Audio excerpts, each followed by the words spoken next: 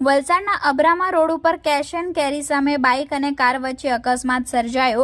ઘટનામાં બાઇક ચાલક ઈજાગ્રસ્ત। બનેલી ઘટનાની મળતી માહિતી મુજબ Splendor bike number GJ 30E9782 નો ચાલક પોતાની બાઇક પર કેરી લઈ ડાંગ પોતાના ઘરે જવા નીકળ્યો હતો।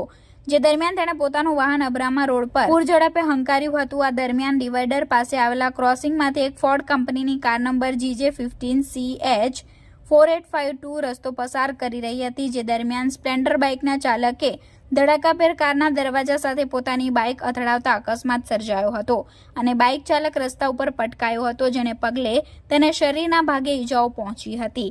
સમગ્ર બનાવ બનતાની સાથે જ આસપાસના સ્થાનિકો તથા રાહદારીઓ ઘટના સ્થળે દોડી આવ્યા હતા અને ઈજાગ્રસ્ત બાઇક ચાલકને સાઈડે કરી ઘટનાની જાણ 108 એમ્બ્યુલન્સની ટીમને કરી હતી। ઘટનાની જાણ થતાની સાથે જ વલસાડ 108 એમ્બ્યુલન્સની ટીમ ઘટના સ્થળે દોડી આવી હતી અને ઈજાગ્રસ્ત બાઇક ચાલકને વલસાડની સિવિલ હોસ્પિટલમાં ખસેડાયો હતો।